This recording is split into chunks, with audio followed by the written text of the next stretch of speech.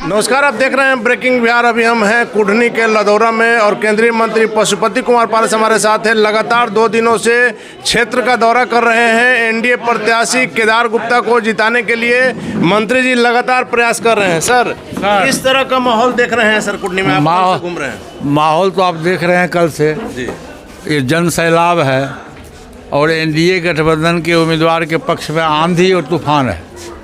और सबसे बड़ी बात यह है, मैं यहाँ के मतदाताओं से मेरा आग्रह है कि ये सुनिश्चित करें कि कुढ़नी में उपचुनाव क्यों हुआ। जी। भ्रष्टाचार के आरोप में लिप्त यहाँ के जो विधायक थे, अनिल साहनी जी, मैं नाम नहीं लूँगा, उनकी सदस्यता चली गई। और उसी डर से, उसी भय से आरजेडी ने अपना ये सीट छोड़ दिया कि जनता के सामने किस मुंह से मैं जाऊंगा, और उसने जनता दल यू को अपना समर्थन दे दिया। अब आपस में मुठभेड़ हो रहा है जनता दल यू और आरजेडी में। आरजेडी का जो वर्कर है उसका कहना है कि सीट मेरा है, और जनता दल यू के नेताओं का कहना कि सीट हमारे कोटा में मिला है। इसलिए अब देखे हुएगा कि दोनों दल में आपस में मतभेद है, और जिस ढंग से चुनाव प्रचार प्रसार होना चाहिए वो उसमें नहीं। निश्चित तौर पर सर आरजेडी हमारी बात पहले सुन लीजिए। दूसरी बात है मुकेश सहनी जी। मुकेश सहनी जी आरजेडी गठबंधन के पार्ट हैं। वो लोग कहते हैं ना कि मैं 7 दल का गठबंधन मेरा है।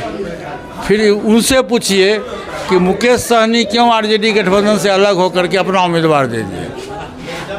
तो ये कंट्रोवर्सी है।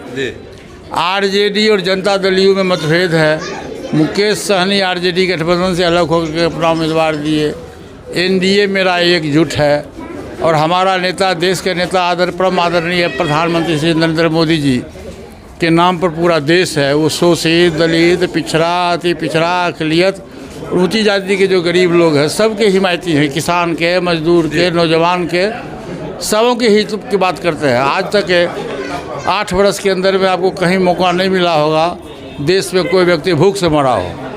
फ्री अनाज मिलता है। और नरेंद्र मोदी जी आज की तारीख में इतना लोकप्रिय नेता है कि देश नहीं, कल जो अखबार में आया है रिपोर्ट, पूरे विश्व में सबसे लोकप्रिय नेता परम आदरणीय नरेंद्र मोदी जी का नाम है।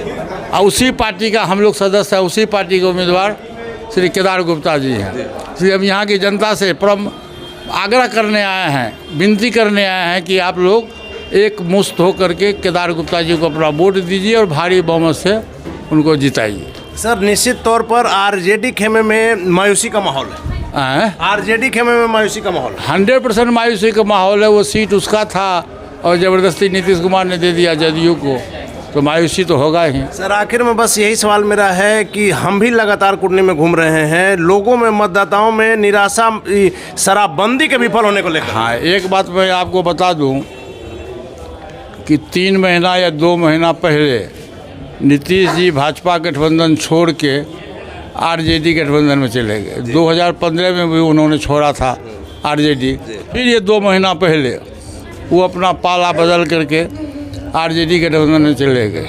मेरा आरोप ये है कि जिस दिन से पाला बदल के वो आरजेडी गठबंधन में गए, उस दिन से जो हमारे समाज के लोग हैं, खास करके पासवान समाज के जो हमारे पदाधिकारी हैं, सबों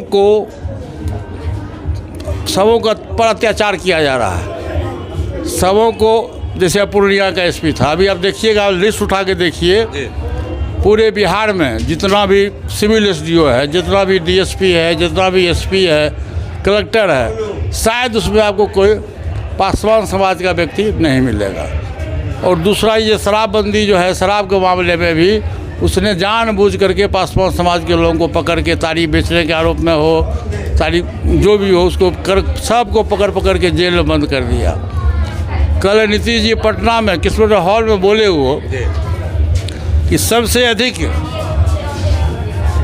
पटना में शराब की बिक्री है, और मैं जानता हूं कि कहां कहां बिक्री है, और मैं ये भी जानता हूं कि बड़े बड़े लोग इसमें शामिल हैं। तो भाई, तो जब आप बिहार के मुख्यमंत्री हो, यदि बड़े लोग इसमें शामिल हैं, तो आप उस पर कार्रवाई करिए।